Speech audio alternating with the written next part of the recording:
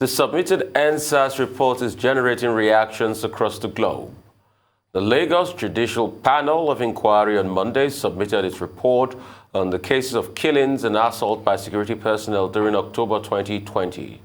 #EndSARS protest. The report contained a list of recommendations for implementation to the Lagos State Governor Babajide Sanwo-Olu. Reacting to the report, human rights activist and lawyer Mr. Femi Falana, SAN, said Lagos State was duty-bound to implement the report of the Judicial Panel of Inquiry. Falana, who is the interim chair of Alliance on Surviving COVID-19 and Beyond, ASCAB, stated that the report has exposed the official lie that the brutal killings were a figment of the protesters' imaginations.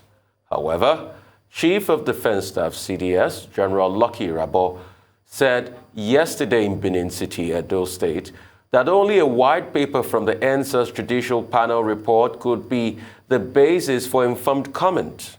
Meanwhile, the United Nations and United States have welcomed the report submitted by the Lagos State Judicial Panel of Inquiry on restitution for victims of SARS and related abuses and other matters, urging governments to implement the stated recommendations. A lot of blowout from yesterday, Tundu. Oh, for sure. And I expect that to continue for quite some time. There also have been calls for Alhaji Lai Mohammed, Minister of Information, to apologize based on what he said. But what was really striking for me was Huriwa, the CSO, comparing people like the Minister for Information who had said it was a massacre without bodies, sort of completely dismissing those reports, comparing them to Holocaust deniers.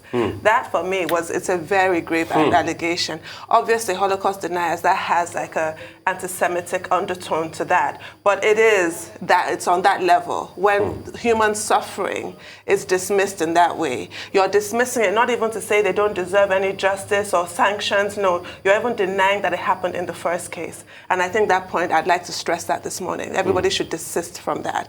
I also like the point that the Chief of Defense Staff, General Lucky Rabo, made, saying he said he will wait for the white paper, which I expected him to say. But what I found striking about what he said was basically not to throw the baby out with the bathwater. This is another very bad time for the Nigerian military because of the actions of a handful. But we must remember that those men and women are still risking their lives for the rest of us. We sleep safely and soundly in our beds because they're out there facing Boko Haram and goodness knows who else. So that also has to be stressed. While we're calling for sanctions for individuals and obviously ensuring that such a thing never happens again, there is no need to tar the entire establishment with the same brush. But I do hope that all the points have been noted. I do hope that the white paper is produced. Was it 2 weeks that the governor of Lagos said that it will be produced? And that action is taken. There must be sanctions. There just have to be. People must be jailed, as the report recommended. They must be stripped of their titles because they are not fit to serve the Nigerian public.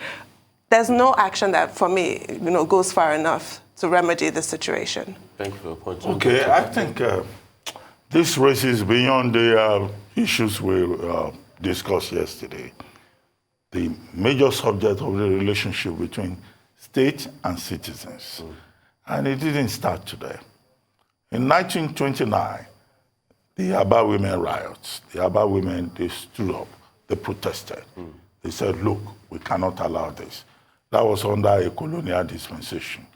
A panel of inquiry was set up. Nothing came out of it. In more contemporary times, we have had similar situations. Under the administration of President Olusegun Obasanjo, you had the Udi massacre, right? We had reports of soldiers killing people. What came out of it?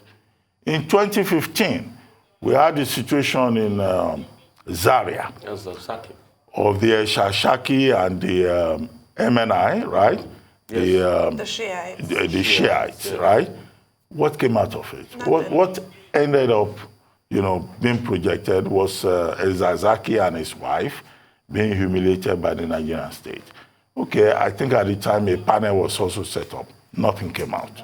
So the first point to be made with regard to this, yesterday we commended the Lagos State government for being at least one of those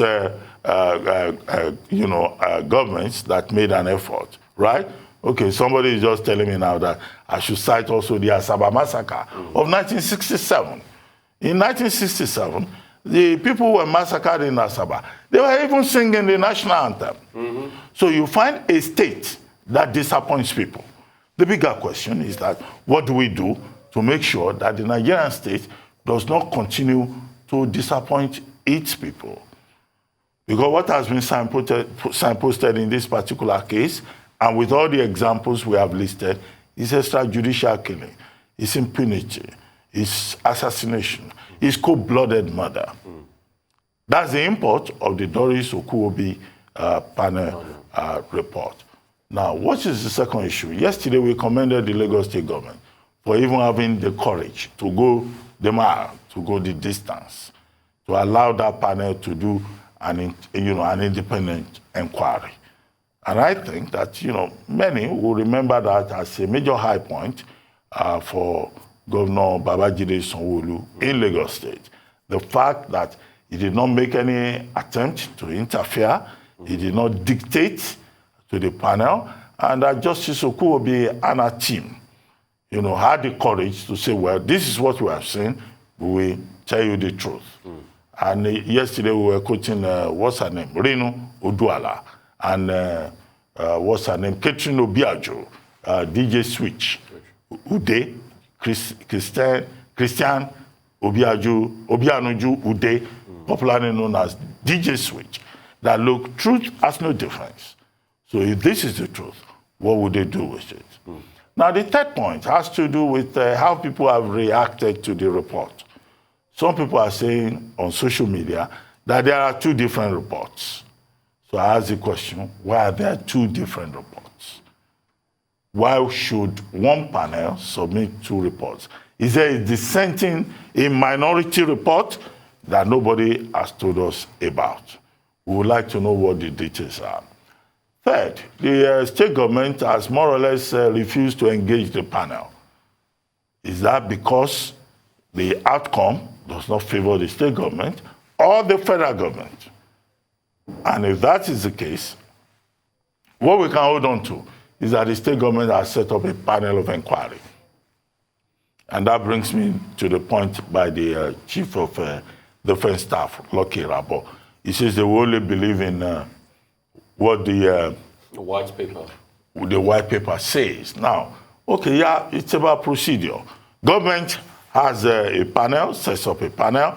Yeah, you can set up another panel to look at the report, 390 whatever report. But what Nigerians do not expect is this. No attempt should be made to sweep anything under the carpet. The people of Nigeria have the right to know. They have the right to be assured that the government of Nigeria is, like the people, interested in the truth. What happened at the Lekki toll gate? Where are those military officers who said, no, they were not deployed?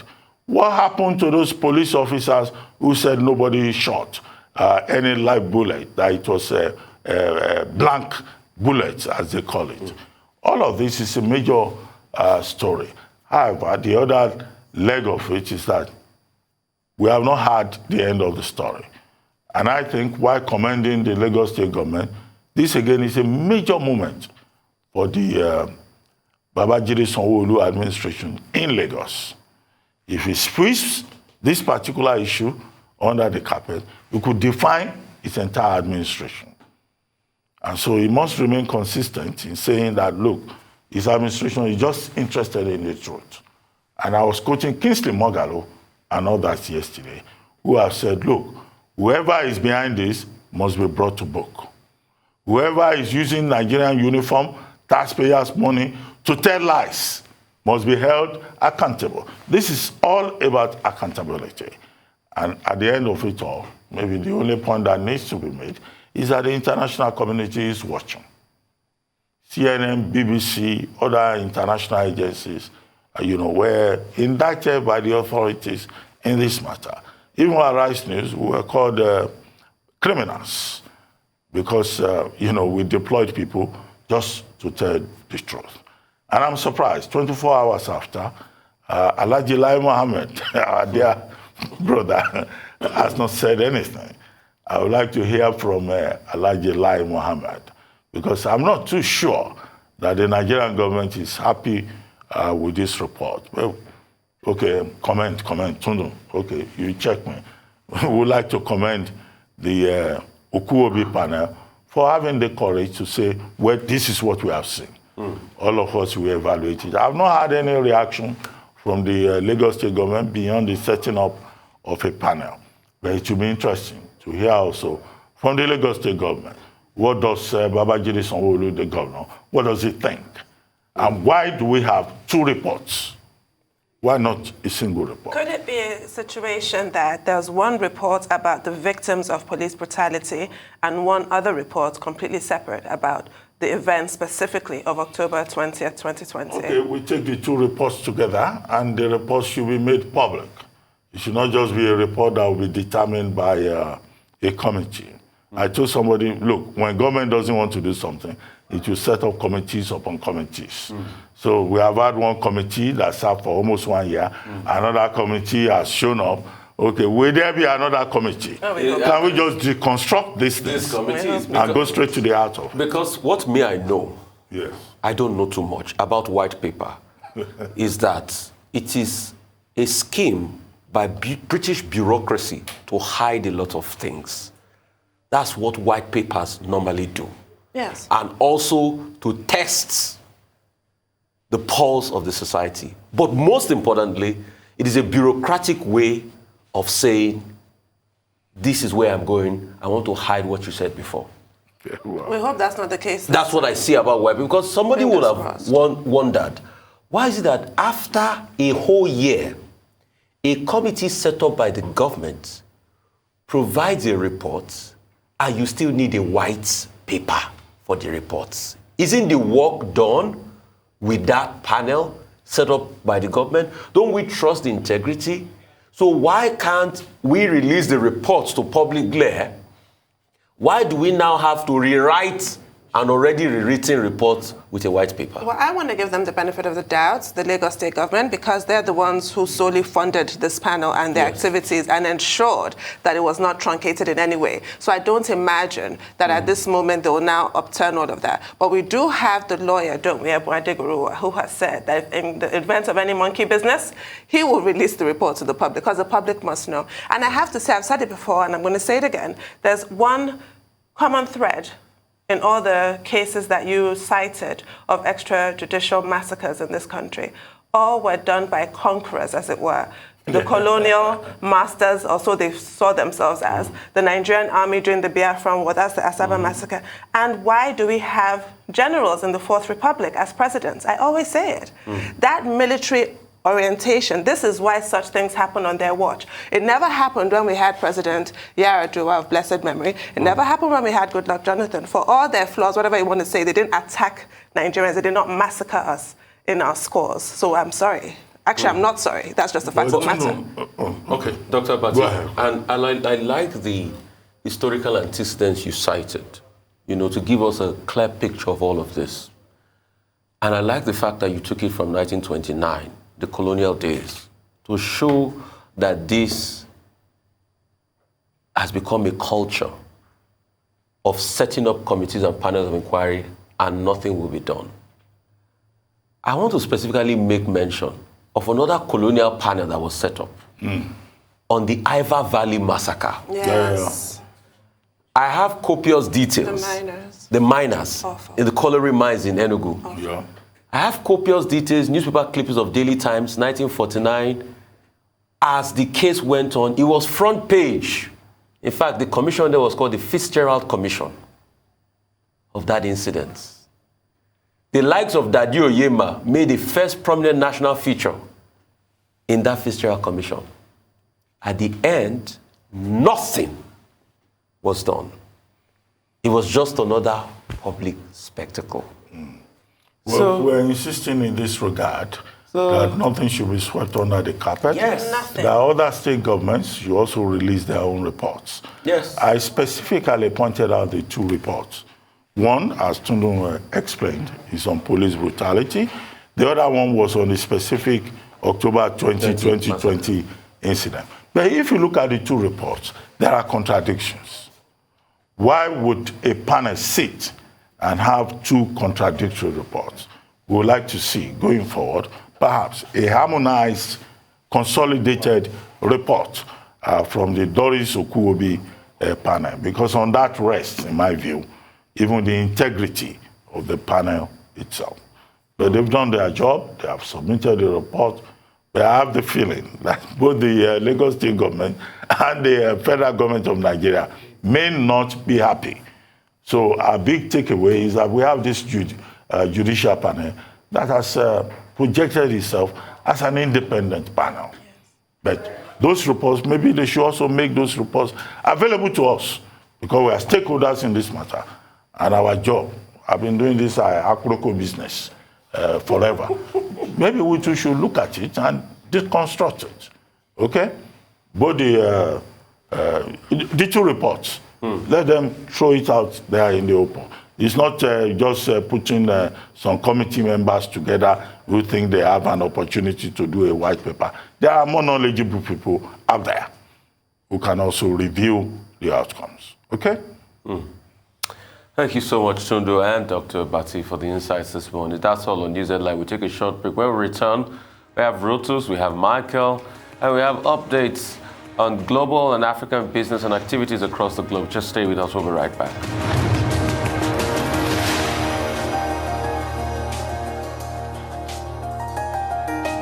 Welcome back to the Morning Show here on Arise News. Our dependable Rotus Adiri is here to give us an African business update. Good morning. Good morning, Tundu, Rufai, Doctor, viewers. So we had an exclusive one-on-one interview with Central Bank Governor Godwin Emefiele on the sidelines of the Paris International Peace Forum, which President Buhari attended. Arise News covered. Adefemi Akinsanya, sat down with him and spoke about a host of issues. I mean, this was an hour-long exclusive interview where he talked about synergy between the monetary and fiscal authorities. There were, certain corners of the nation expressing doubts as to whether there was any synergy. He used the COVID-19 pandemic as an example, where the president called upon him and Minister of Finance, Zainab Ahmed, to get together and put out assistance to the economy to the tune of about 3 trillion, according to him, in disbursements to SMEs, different sectors, households, so on and so forth. He talked about moratorium on loans, single-digit interest rates in a central bank intervention. It was also a very nostalgic interview where he talked about his passion for Nigeria and how what things were like back when he was growing up, how developed the universities were and the hospitals, and how he wants to try and get things back to where they were in that respect. They also talked about cryptocurrencies and the central bank's, halting of facilitation of cryptocurrency transactions through banks. So it was a very in-depth interview again in Paris with Adefemi Akinsanya and the central bank governor Godwin Emefiele. And as far as the future is concerned, he's just concerned with keeping economic recovery for the nation, and says that the central bank will continue to do what it can to continue to support as many sectors as possible. She did ask him, whether he thought the fiscal side wasn't carrying its weight. He said, no, they're doing what they can, but he is just tasked with his own mandates to support on the monetary side. And he says the fiscal side is doing what it can as well. So it's a synergy between the two.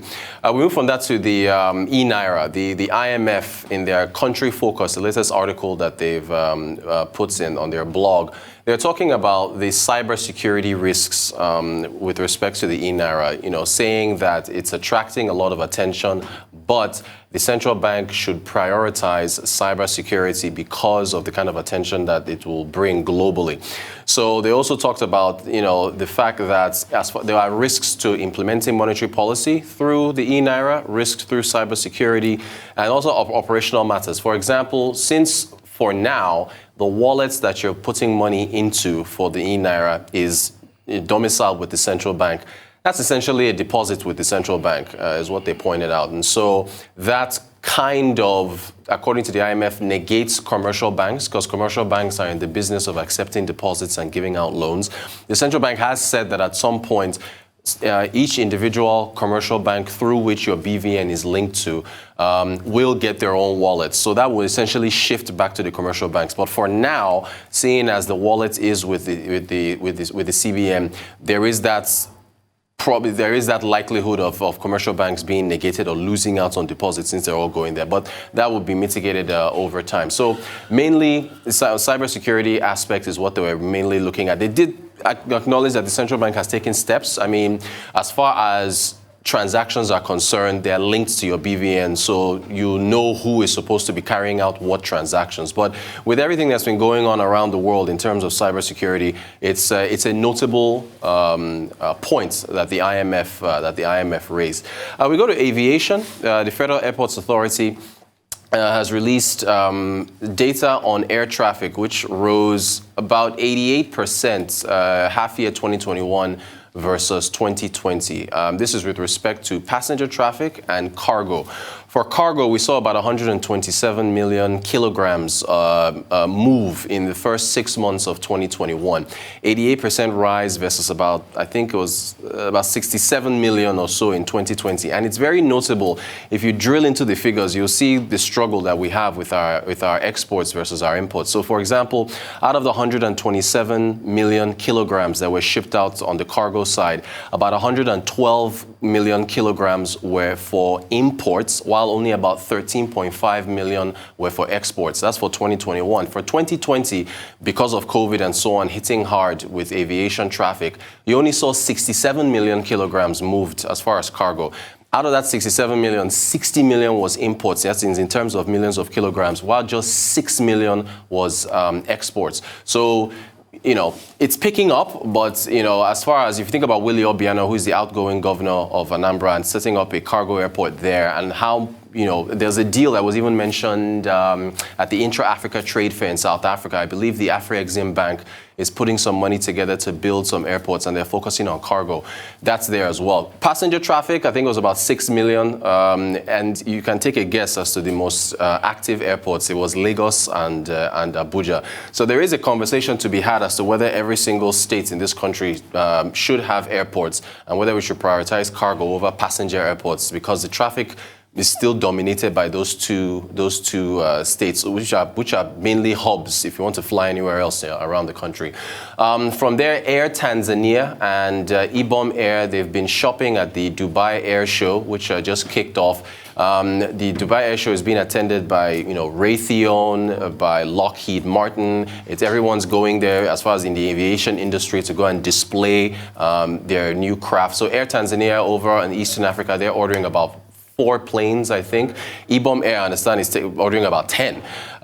So they're also picking up. And then finally, Kenya Airways, it says the flights to Ethiopia has picked up, I think, about from 3 to 7 weekly because of the issues in the Tigray conflict. So as far as people being displaced and wanting to just get out of Ethiopia, Kenya Airways has picked up its traffic. Kenya Airways, by the way, is looking for another $250 million from their government, because they've been loss-making even before COVID. So mixed bag with aviation across Africa. Okay, so I'm seeing all of this good one out of the Dubai Air Show and the likes and all of that. And increasing signs that the recovery after COVID is happening. More passenger traffic, you know, more cargo traffic, things are padding out well. But I have a question to ask. What is going on with this concessioning of the airports? Yeah. That's a big question, because we should know, have bids been tendered? How far is that going? And secondly, what happened to the story of a national carrier?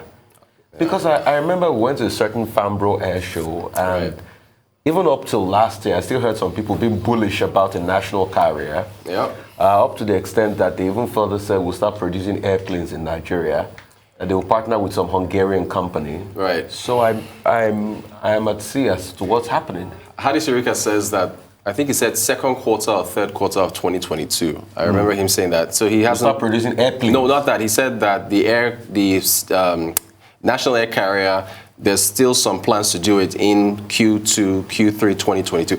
With an election looming, I don't know how that happens. I mean, maybe he's been so, steadfast about that happening.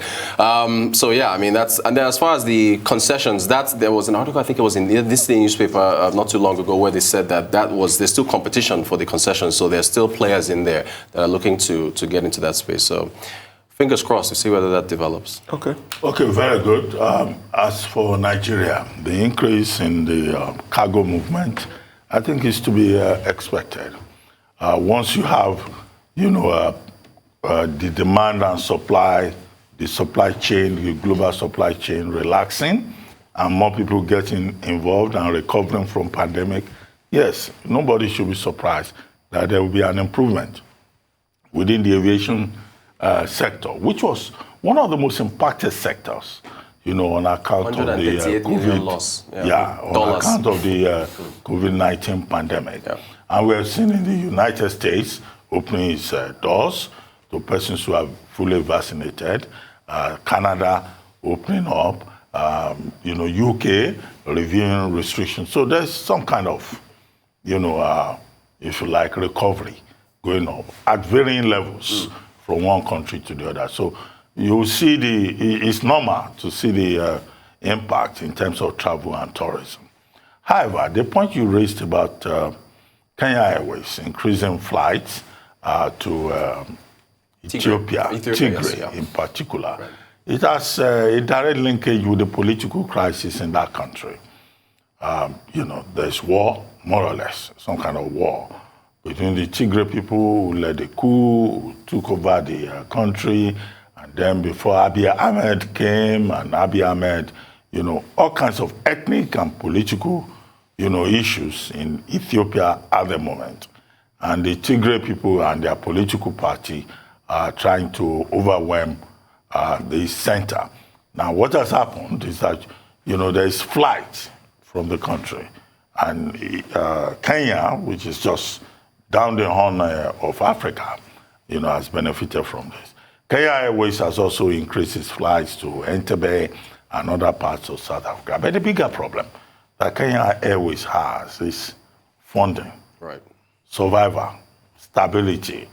The government of Kenya has offered to provide support. The government of Kenya, a few years back, acquired about 59% equity in that airways.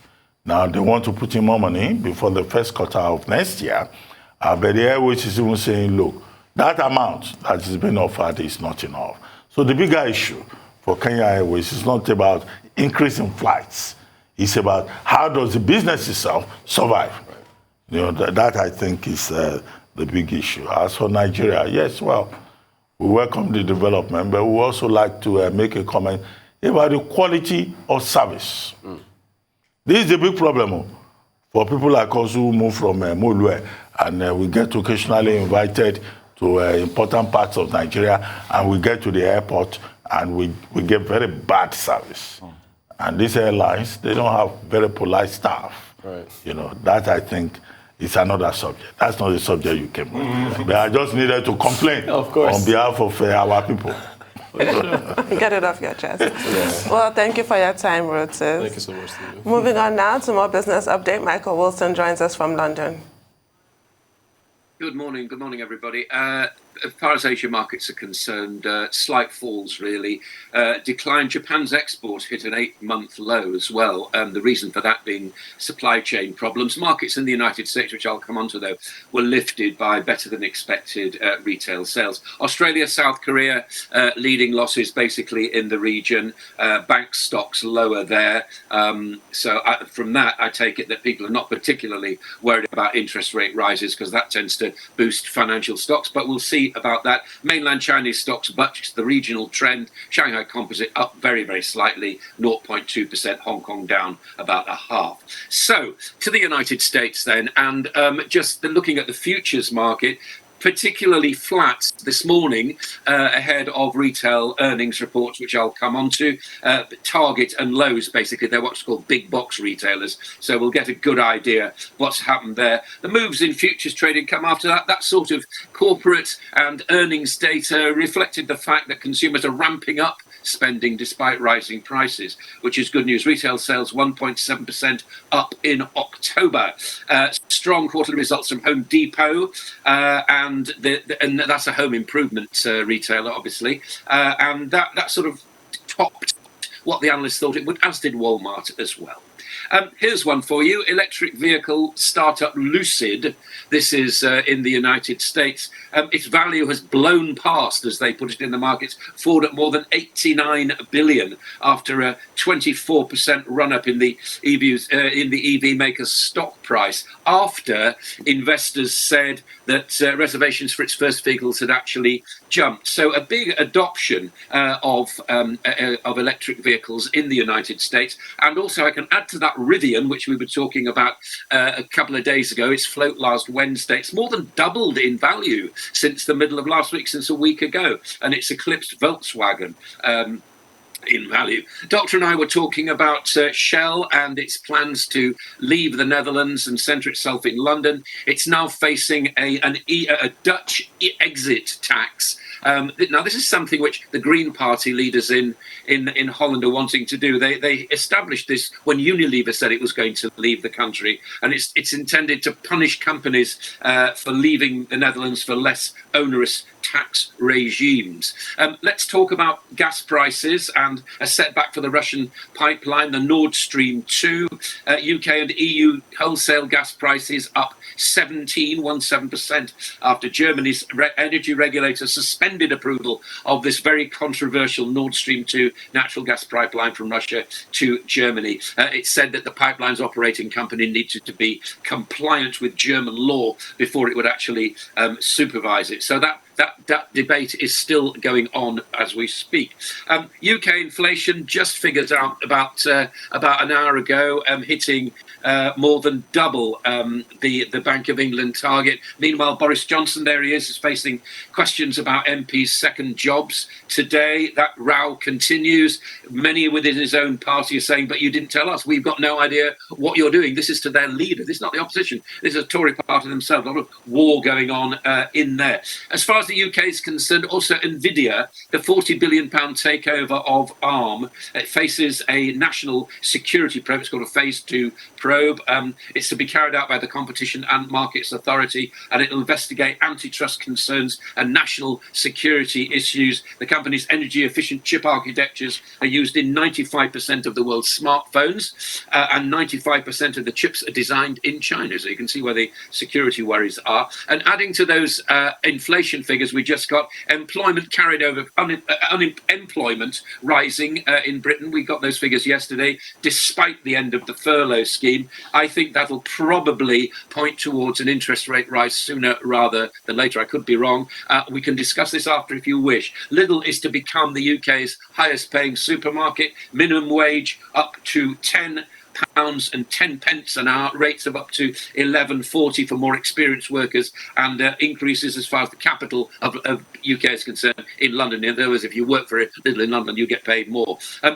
Oil prices have been very, very choppy indeed. I've not gone into the detail, just saying that there's still this worry, this concern that the Biden administration may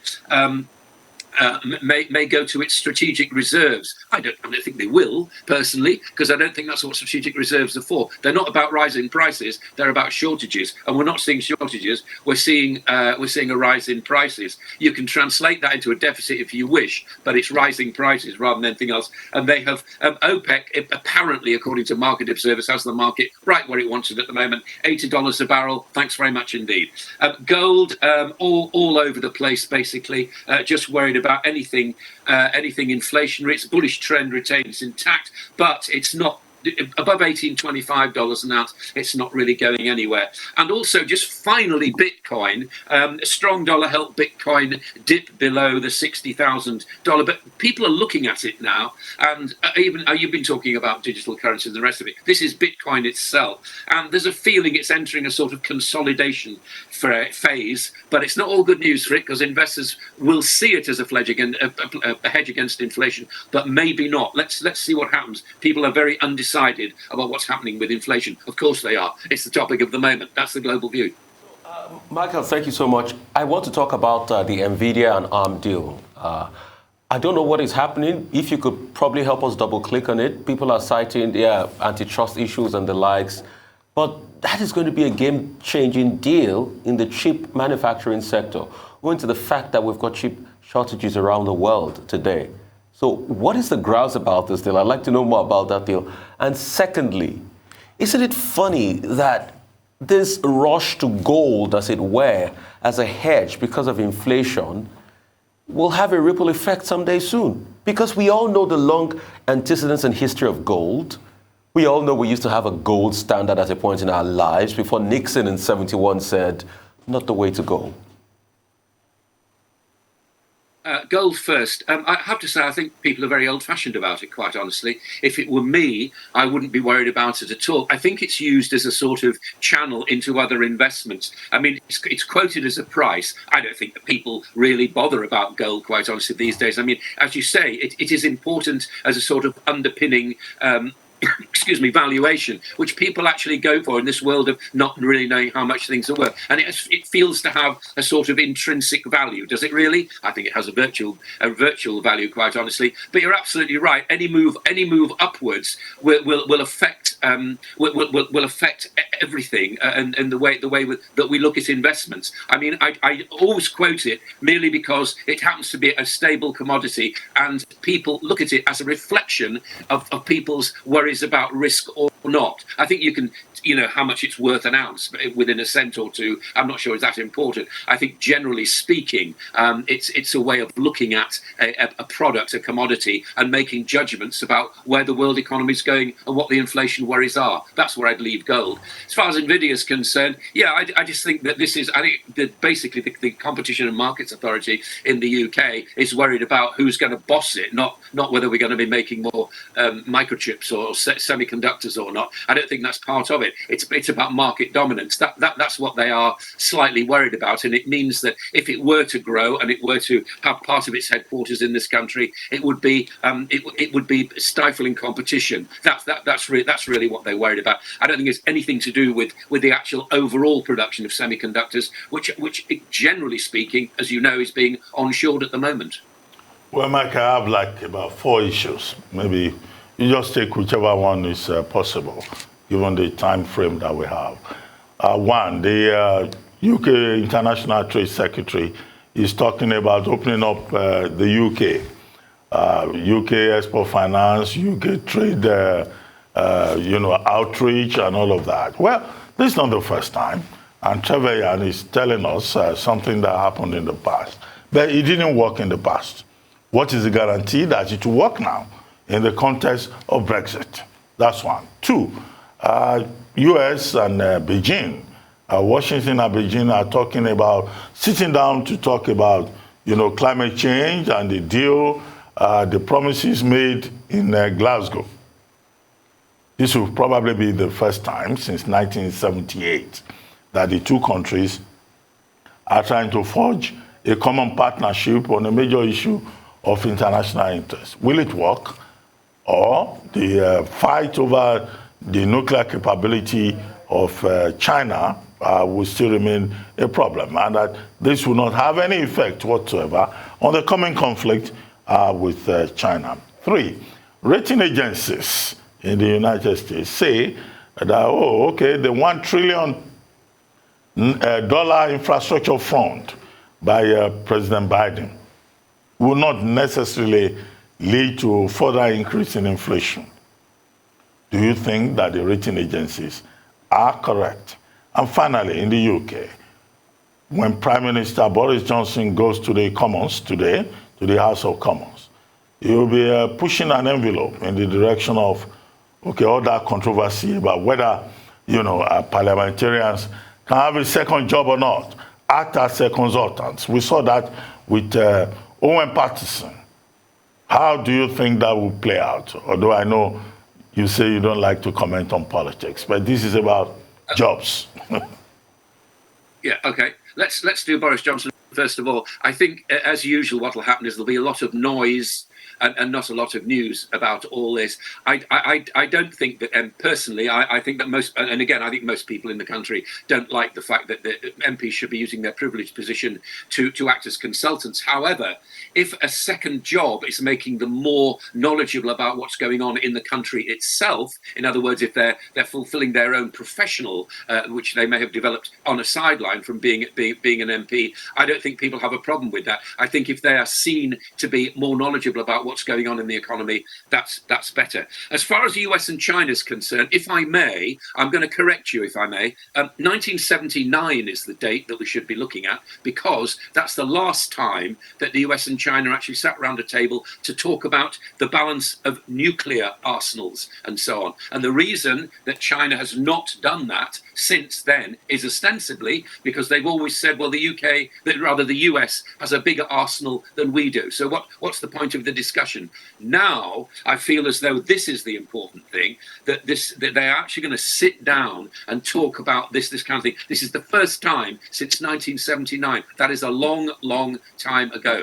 I feel that trade and the rest of it, that sort of language, that sort of normalcy of relations, we were getting that kind of language is quite optimistic. But I think the most important thing is the sitting down and talking about the balance of nuclear power. That really is a step forward. If anything's going to come from it, I don't know whether anything's going to come from it or not. I've got no idea. Neither has anybody else. But the fact that they're talking and they're going to sit down and maybe meet physically as well, rather than virtually, I think is relatively optimistic. As far as the infrastructure deal in the United States is concerned, yeah, I think it'll be inflationary, but also I feel as though it's going to supply more jobs, and that's one of the reasons that the Fed will be looking at it relatively closely as well, to see what, in terms of job creation, in terms of more steel, in terms of more materials, in terms of more cement, in terms of more lumber and all the rest of it, if that's going to help the economy, which I suspect it probably will, they'll be looking at that. Interest rates are going up in any case. It's, as we keep saying, it's a question of when and by how much, but make no mistake, they are going up. I have to say that I think Biden will have a lot of problems still, but this is good for him because it comes just before the midterms. Good for the economy. I think we'll see. I'm relatively optimistic. I'm not a great fan of state spending. I feel as though business ought to be filling in the gap, which I'm sure it probably will. But I think this is a push in the right direction. At least it shows on those really narrow margins that bipartisanship can work in the United States. I think that's quite positive. Well, I mean, I wanted you to also comment on trade. International Secretary for Trade, Anne-Marie Trevelyan, talking about road shows and all of that in the context of Brexit. What are the prospects? It didn't work in the past. Will it work this time? I think that the whole government's under pressure now, having made Brexit work, as they put it, to try to get these trade deals going. The 1 trillion. Well, you know, I remember this from 2 or 3 years ago. Similar kind of target that the Conservatives had. It didn't happen. I don't know whether this will happen or not. I mean, it's down to making the right kind of things for the right kind of markets. Left to it, the reason for this announcement was the beginning of a sort of UK investment week, which began on Monday. That's the reason that we're hearing about this 1 trillion figure now. It sounds a lot of money. It certainly is. It's a nice target to have, but they have tried before. You can't push these things. And of course, the value of these kind of targets is they're soon forgotten, aren't they? I mean, you know, within a couple of weeks, we'll be saying, what was that 1 trillion we were talking about on the programme 2 weeks ago? I can't remember. You know, it's so those are kind of political targets. I have no optimism about it at all. Well, thank you very much, Mr. Wilson. I know that. 1979, not 1978. Beijing and Washington. Thank you very much.